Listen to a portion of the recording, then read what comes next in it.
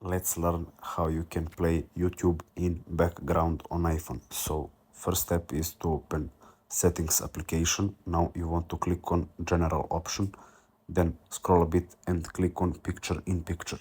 Now for you it will be like this. You want to enable this option, and that is start picture in picture automatically.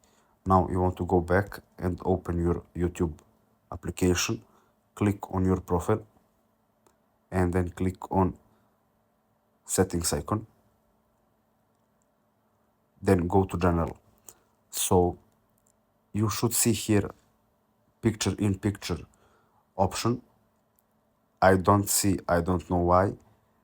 It may be because of locations or account creation date, I really don't know.